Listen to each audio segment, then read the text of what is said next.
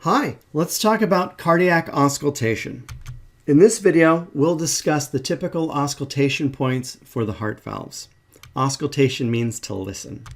So as we recall, the bulk of the heart, about 2/3 of it, will rest left of midline, about 1/3 to the right of midline.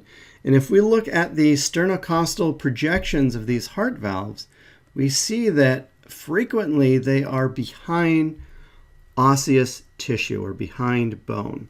Now, being behind bone is going to make direct auscultation of these valves very difficult.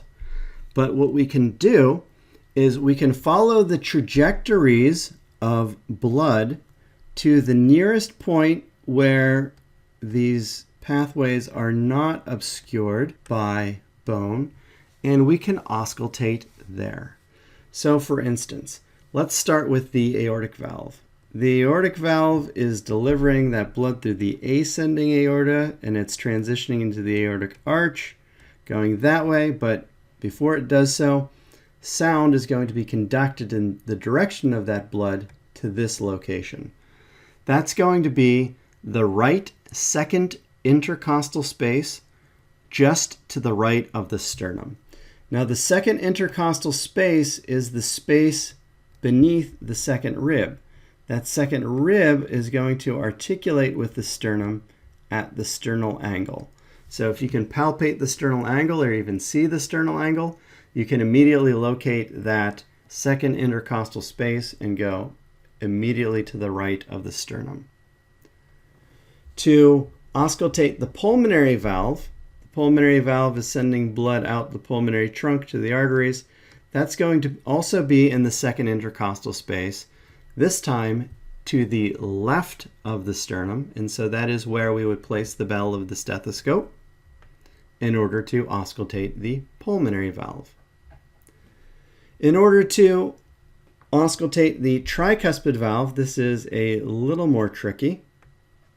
We would put the bell of the stethoscope in the left either fourth or fifth intercostal space, sometimes also below the costal margin here on the left. So this is the most variable of all of the locations for auscultating the tricuspid valve.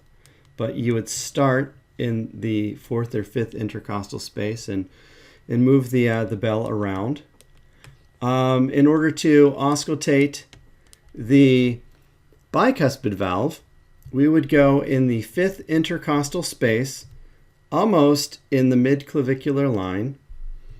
So just to the right of the midclavicular line to put the bell of the stethoscope. And that would correspond to approximately the apex of the heart. So that would be for the bicuspid valve.